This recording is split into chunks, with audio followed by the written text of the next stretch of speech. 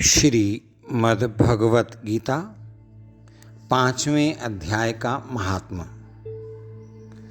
श्री ओम नमो भगवते वासुदेवाय वासुदेव विश्वेश्वराय आदि पुरुष परम्पारलेख पुरुषाय नमः। 5वें अध्याय का महात्मा। प्रारंभ। श्री भगवान जी बोले, हे लक्ष्मी, 5वें अध्याय का महात्मा सुनो। एक ब्राह्मण पिंगल नाम का अपने धर्म से भ्रष्ट हुआ। वह कुसंग में बैठ मछली मांस खावे, मदिरा पान करे, जुआ खेले। देवयोग से वह पिंगल एक राजा के यहाँ नौकर हो गया। राजा के पास और लोगों की चुगलियाँ किया करे। जब बहुत दिन बीते तब वह धनवंत हो गया। तब उसने अपना विवाह कर लिया, परंतु स्त्री व्यभिचारिणी आई। वह स्त्री को मारता। उस स्त्री ने दुखी होकर अपने पति को विष दे दिया। वह ब्राह्मण मर गया। उस ब्राह्मण ने गिद्ध का जन्म पाया। कुछ काल पीछे वह स्त्री भी मर गई। उसने तोते का जन्म पाया।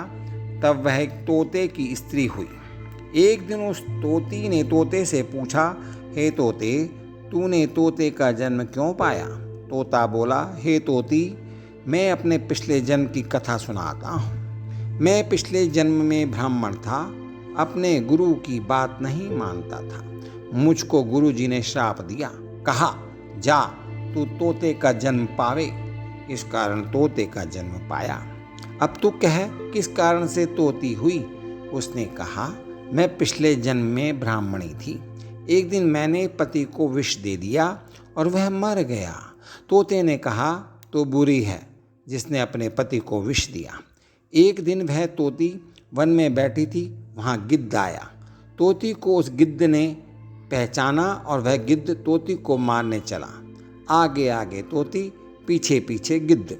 जाते जाते तोती एक शमशान भूमि में थक कर गिर पड़ी।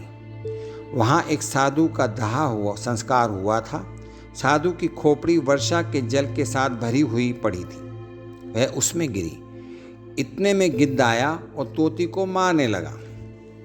उस खोपड़ी के जल के साथ उसकी देह धोई गई और दोनों आपस में लड़ते लड़ते मर गए और अधम देही से छूटकर देव देही पाई। और विमान आए जिन पर बैठकर दोनों बैकुंठ को चले गए। वह खोपड़ी एक साधु की थी जो श्री गीता जी के 5वें अध्याय का पाठ करता था। वह परम पवित्र था। उसके जल से दोनों पवित्र हो गए। जो प्राणी श्री गंगा जी का स्नान करके श्री गीता जी का पाठ करते हैं वह बैकुंठ को जाते हैं, पुण्य की प्राप्ति होती है। श्री ओम नमो भगवते वासुदेवाय वासुदेव विश्वेश्वराय आदि पुरुष अपरम्पारलेख पुरुषाय नमः। इति 5वें अध्याय के महात्म्य का समापन। ओम